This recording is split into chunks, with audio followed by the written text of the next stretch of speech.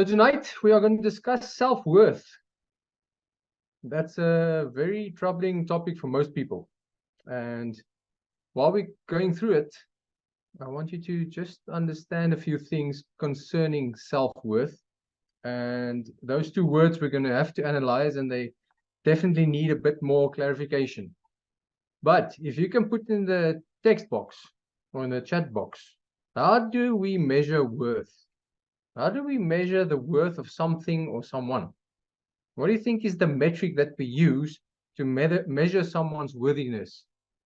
If you have an answer, or if you have to put something there in the chat box, please type it in there. And think about it. If you want to have the worth of something around you, anything around you, how do we usually measure it? What value do we give it? What's the metric that we use? What would that be? And while I think everybody's here, yeah, I don't think.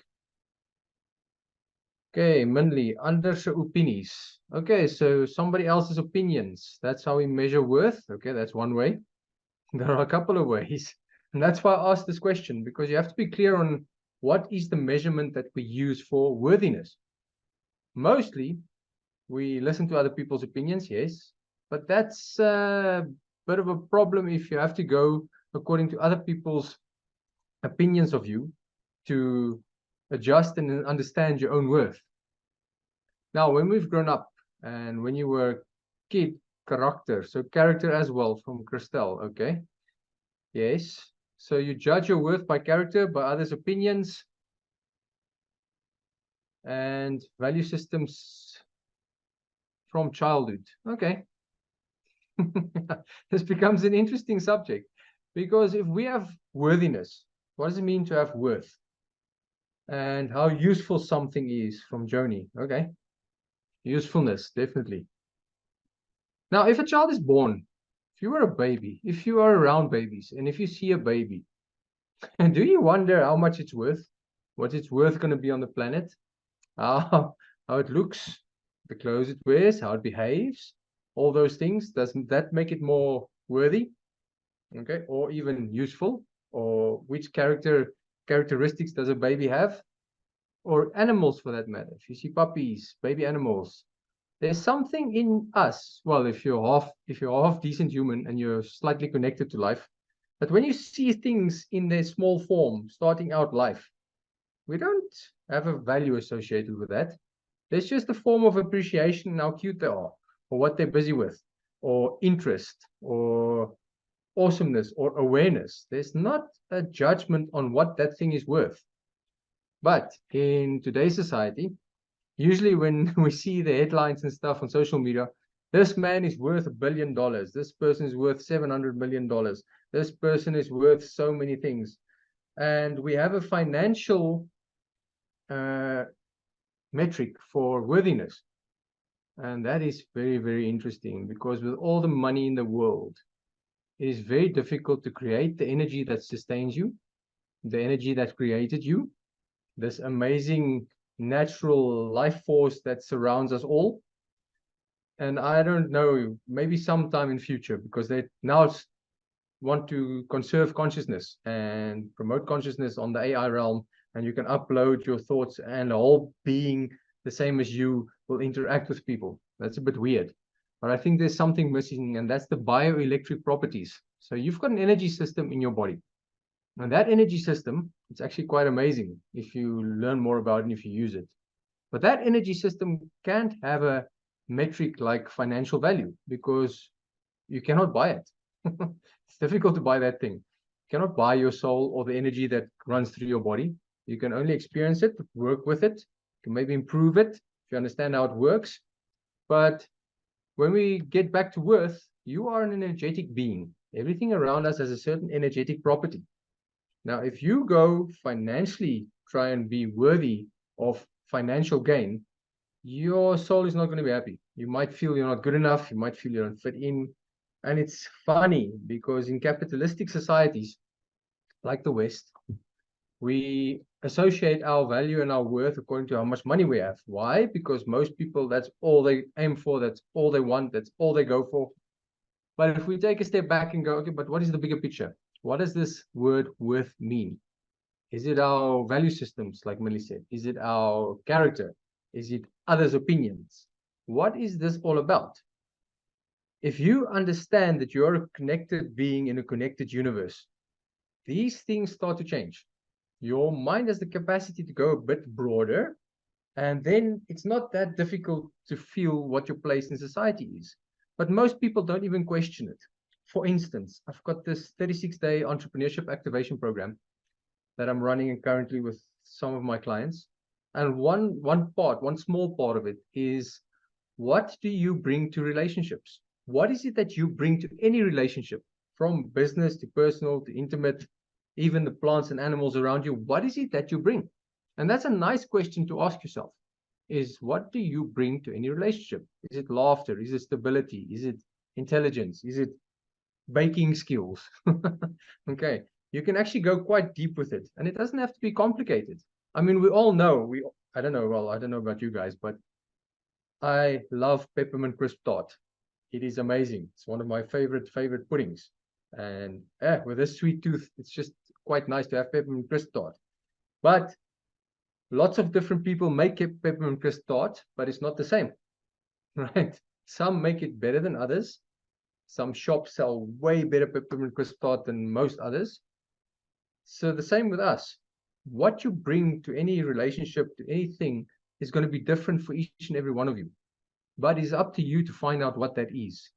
And I'm absolutely certain that if you can find out what that is, then your worth automatically shoots up, because you don't worry about your worth, right? If children experiences this planet and they're curious and they want to learn and they want to grow and they see all these amazing things around them, there's not something that shows their worth or shows their self-worth. They're not worried about how much they are worth. They don't feel awkward. They just play and they experience. But as we grow older, we learn from people's opinions, like Minley said, and usually those are the authority figures. So when you are young and you said, oh, but you're not good enough for this, or why are you doing this? And it's very judgmental questions that come through. Then we start judging ourselves. And to judge ourselves is quite amazing, because I think we judge ourselves the harshest. I don't think anybody on the outside judge us like we do ourselves. And having worked with a lot of clients, that's a big thing for most people, is the self-judgment. Okay. So worthiness, make sure you try and find a metric system of what your worth is. If we expand it bigger, I always love to use this analogy where we have puzzle pieces. When you build a puzzle with certain pieces, those pieces fit. Okay, you are the part of a bigger universal puzzle. And your part in the bigger universal puzzle can only be found by placing yourself in situations where you don't fit, until you fit into the situations where you are. That would be your groups, your work, your relationships. We have to go through this process to find out where we fit in the puzzle of life. But not a lot of people do that. They're on autopilot. So they don't ask the right questions. They don't ask quality questions. So if we want to find worthiness, it must be with our unique self. Now, the unique self gets distorted, gets disjointed, gets suppressed because of judgment of our negative parts. And it's so amazing, because no matter which religious book you read or which spiritual book you read, most of them, it's funny, they only focus on the positive, they only focus on the joy, the happiness, all these things. But the very good ones focuses on the negative side as well, the negative side of humanity. Hypocrisy, lies, lust, greed, all these things, the 7 deadly sins, okay, sloth, all those things they also focus on. Now, for you as a unique individual, you've got both those sides, and you must acknowledge both those sides every time. You can't always be happy, joy, peaceful. You must sometimes be unhappy, sad, ruffled. Okay, you cannot have all the positive sides all the time. It's impossible. So the first one to finding your worth is accepting all your flaws. And those are not really flaws. I mean, we've got these things that say, yes, this person is bad. I don't like this person. I don't like that person. That person's smell, that person's look, that person's words. There's all this judgment taking place. But how many people on the planet? Almost 8 billion. Good luck in finding something wrong with all the people. Okay. And usually we want to find something wrong with people because there's a part of us that we don't accept. And There's I don't know if you guys ever saw a series called Inside the World's Toughest Prisons. I think it's on Netflix. That's an amazing eye opener. The different this guy goes to different prisons around the world, and he spends 7 days in the prison to find out what it's like. And if you see all those different prisons and all the different approaches to people that committed horrific crimes, I mean, it's actually amazing that these people speak on camera so blatantly about it. But they have a capacity of just showing up and acknowledging their bad parts. And I don't think most of you sitting here has got that bad or those bad parts and those evil parts. If you do, well, that's probably your journey. But these guys accept it, they acknowledge it, and from there on they can grow. And it's funny when they put them in the one prison, they put the one prisoner in the middle of all the group or the whole group or the other inmates, and the inmate starts asking him a question. They call it the hot seat. They ask him, "What did you do?" "Oh, I raped and killed this woman." "How did you feel? What do you think about the victim's family?" And they hit him with questions. And you can see he gets very uncomfortable, and it's amazing what happens there because he opens up and he said it's the most difficult thing he's ever done. Now he must acknowledge what he did. And I think that acknowledgement of our flaws leads to a greater understanding. Now, you don't have to go so far as to go to prison and do all these bad things, but you can acknowledge, okay, maybe I feel unworthy surrounding my income. Maybe I feel unworthy as a partner. Maybe I feel unworthy as a parent, unworthy as an employee, unworthy as a leader. Start finding where you feel the unworthiness, but in a specific space in your life, because you cannot feel unworthy with your whole being all the time. It's impossible. Somewhere there's going to be glimpses and ups and downs. Okay. So when it comes to self-worth, we've got the worth part. Make sure it is isolated. Make sure you know which part of you does not feel worthy. And then start questioning, where do you think it comes from? Where do you think you learned it? And if you're very, very sensitive to other people's opinions, that's a good place to start. What do we do with other people's opinions? It's so ironic because other people are always going to have opinions about you. Always. And sometimes it's accurate, sometimes it's not. A nice exercise to do, by the way, it's also part of that other program, is you can go pick 5 of your closest friends, family members, or somebody who sees you at the shop every day, or just 5 people that you regularly interact with, and go and ask them, how do they see you? Very simple, straightforward question. How do you see me? And they go, oh, what do you mean? It's like, no, how do you see me as a person? What do you see when you look at me? Just give me feedback. And then just be very clear about it, that they won't be in trouble. They can just say it as it is. And find out how 5 different people can see some of you so differently. 5 of the people closest to you. There might be overlap to some certain traits, and there might be things that are similar, but it's amazing. It's really amazing how people see you. Then it'll give you a broader expectation of yourself, a broader understanding of yourself, and you can actually use that to apply and grow your self-worth. Now, if we talk about the self in self-worth, this is where it becomes even more tricky. What is the self that we are referring to? Are you referring to your physical being? Are you referring to your physical appearance? Are you referring to your physical capabilities? Are you referring to your mental capabilities? Are you referring to the things that's happening in your heart, the emotions, the thoughts that's happening in your head? What is the self? Because in today's society, we have labels, and so many labels, so many people identifying with so many different things. But I think the more complicated you start to make labels, the more lost we become. Right? It's very straightforward. What as the self are you showing up as? Are you male or female?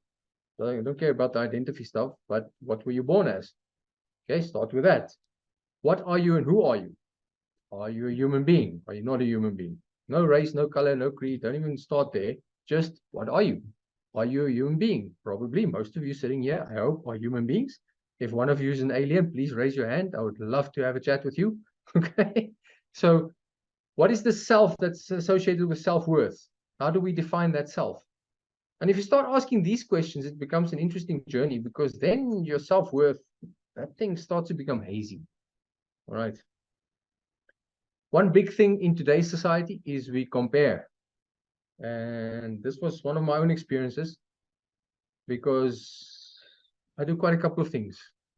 I've got my personal practice, I've got my Kung Fu school, I've got my gym, okay? And I've got these things, these different roles that I play. And all those different roles, I try and see what people around the world do, what they get up to, how they do things. And they are doing these amazing things. And to myself, I always felt lagging or lacking. I felt behind. I felt, oh, yes. And then one of my friends actually told me one day, but you are comparing yourself to people that you don't even know, people that you see on social media. You don't know what their lives are like. You just see the tip of the iceberg of what they achieve, of the certain thing that they are busy with. And that took me a step back, and I'm like, oh, yeah, that's maybe something valid to look at. Because in social media, very rarely do people show their bad side on social media. Very rarely do they show their weaknesses. Do they show the stuff that weren't successful? We only see the success part. And then we go, wow, this person must be amazing. But it's not the case. Okay, it's definitely not the case. So if we're inundated with information with everybody, we like to compare. And then we get into the state of comparison, but that comparison is usually based on fear. And that fear is, why am I not as good enough as this, like good like this person? Why am I not rich like this person? Why don't I have the skills that this person has? That's perfectly fine.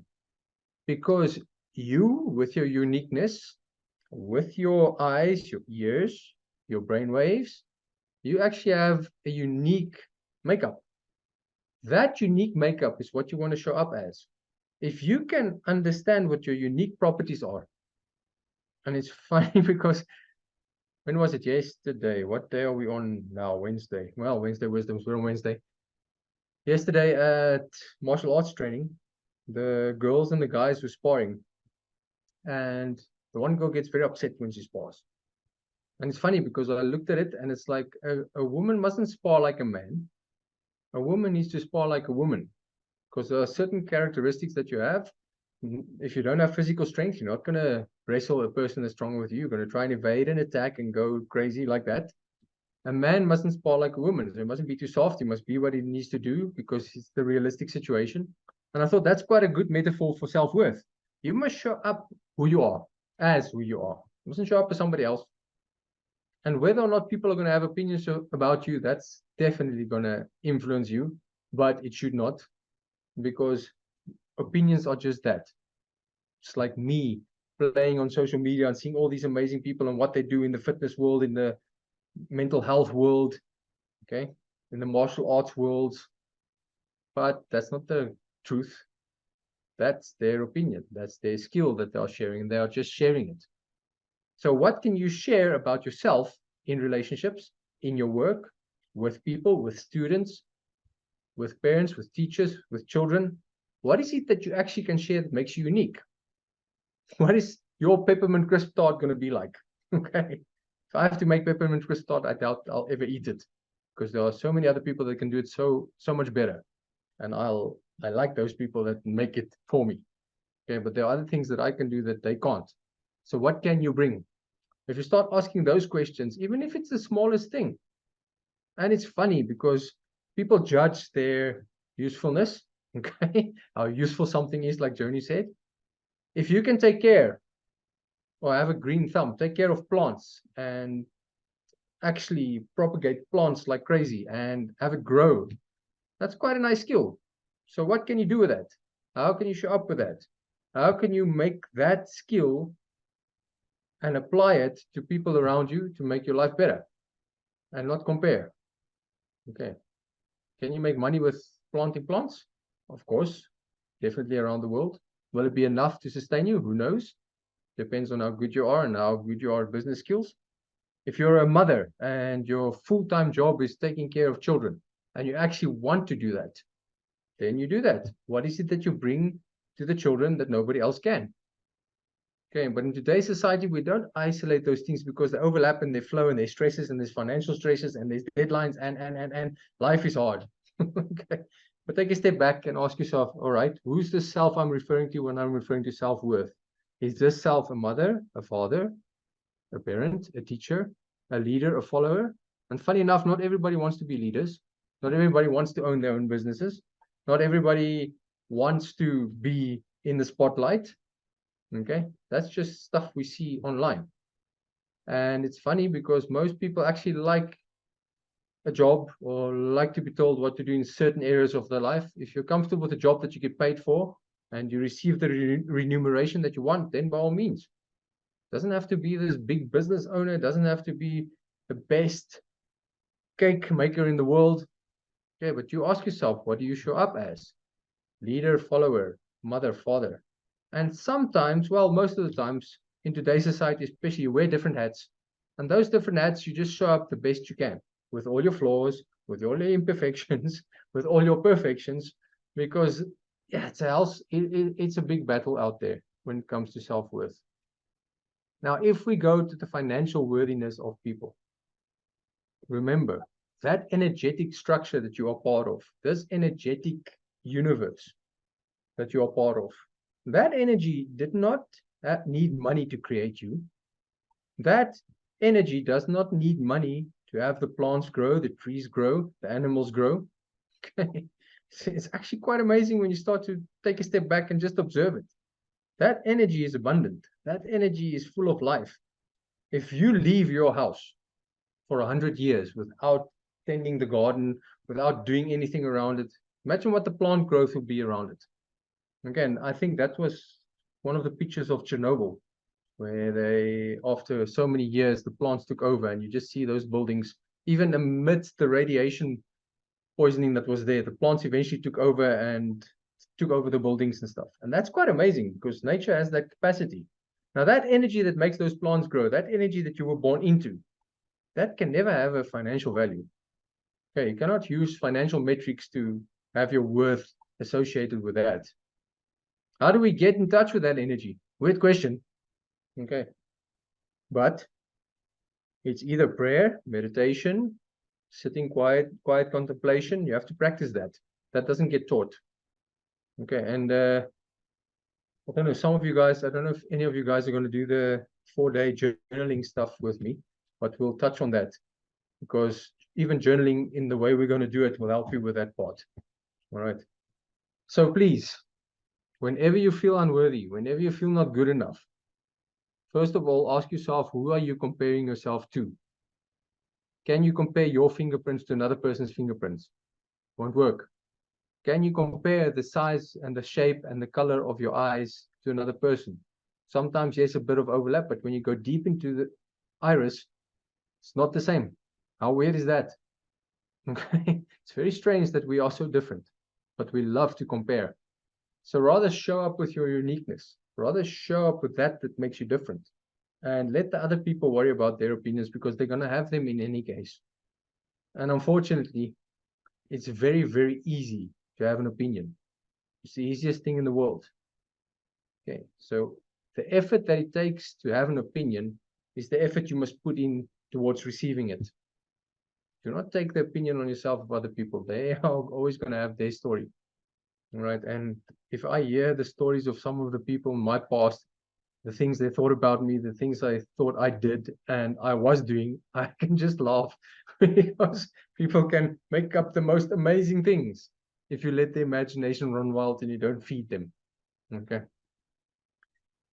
So please, self-worth, not necessary to quantify it. Actually, it's a physical impossibility to quantify it. In today's psychology and stuff, we'll like to tell you how to do that, how to implement that, how to actually make your self-worth better. And yeah, it's very difficult. If you go deeper, how do you quantify it? So please just check what your weird and wonderful characteristics are. And if they don't work for you, if you find that they drag you down, that's probably not your unique characteristics. Your unique characteristics will actually boost you. That acceptance of it will actually give you a certain kind of peace that comes with it. It won't drain you. If it drains you, then you must go, okay, maybe somebody abused this characteristic, or maybe somebody didn't appreciate this characteristic of mine, or this trait of mine. Maybe somebody hurt you in that area, and just go ask those questions and surrounding it and see what happens to your self-worth. And then if you want to throw the mind for a loop, ask, what is the self that I'm referring to when I have self-worth? And let the mind come up with the answers. It's very difficult for the mind to come up with those answers because what is the self? Yourself only exists because of your senses. Your senses only exist because of electrical impulses that go to your brain. Your brain only exists because it was created as a part of this weird natural energy. So if you go down that route, it becomes a very interesting journey. Okay. Cool, guys. Wow. Okay, time flies again. So does that make sense surrounding self-worth? Any questions? If you would like the opportunity to ask some questions here, you can type in the box or you can put on your mic and ask a question if you want. But please take it easy with yourselves. The judgment on yourself is unnecessary. Okay, the self-worth thing where we blame, name, shame, and we direct it towards ourselves is definitely unnecessary because it doesn't exist. That self-worth thing, it's weird. It really, really doesn't even exist if you start to ask questions around it. And if you tap into the bigger universe that's around you. So go enjoy your puzzle piece finding. Find where you fit in, where you don't fit in, and use everything around you as feedback mechanisms. Okay. Even the opinions of others. The feedback mechanism that you shouldn't really care about the opinions of others unless they are really, really in your corner, unless they really, really care about you, and unless they are authentic themselves. Because a lot of people have a lot of opinions, but when you delve a little deeper and you ask questions, they are not any more well off than you or better off than you. Question. Okay, does self-worth have anything to do with success? Yes. Okay. We usually relate our success to self-worth. Those two go hand in hand. So the more the success, the more you feel you're worthy. But what is that success? We have to analyze success again, because success, what is this? Financial success, relational success, physical success, mental success, okay, spiritual success, social success in your social environments. We throw these words around and we say success, but what does that mean? And if success usually means, okay, but if you're good at something, you do it, you get value from the stuff that you're doing that you're good with, and you can do that with a peaceful mind. That is a good definition for me of success. Not the amount of money you have, not the amount of properties you own, not the amount, whatever it is, not all your materialistic belongings.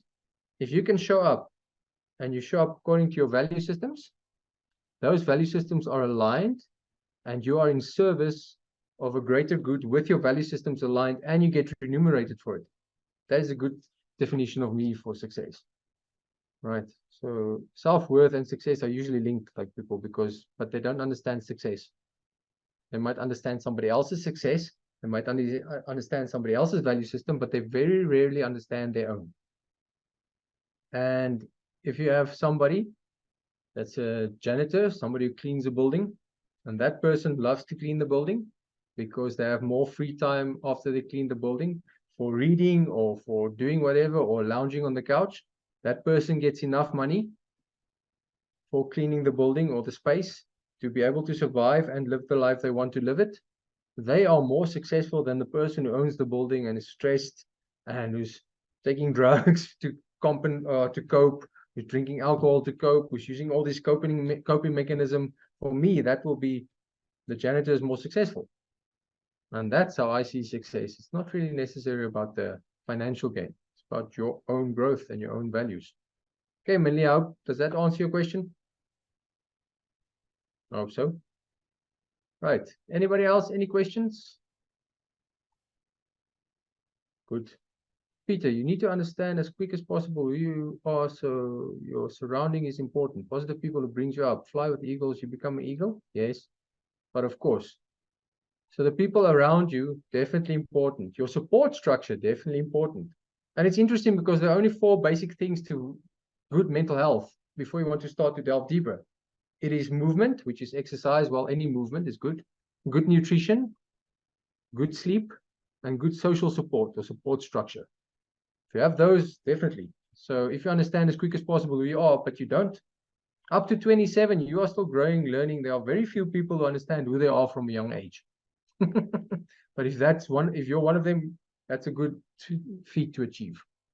And definitely the people who surround you. And ironically enough, speaking of the prison documentary, The World's Toughest Prisons, a lot of those guys said that they hung out with the wrong people. They were hanging out with the wrong crowd. because it's being surrounded by that crowd, their value systems, being indoctrinated by their value systems, that they found nothing wrong with killing, stealing, robbing, doing drugs. And I was like, wow. So the social structure is important. You're 110% with that one. Okay. Cool, guys. Excellent. Thank you for joining for the last Wednesday Wisdoms of the year. These half an hour fly by, or half an hour flies by. And if there are no more questions, I hope you have a very peaceful evening.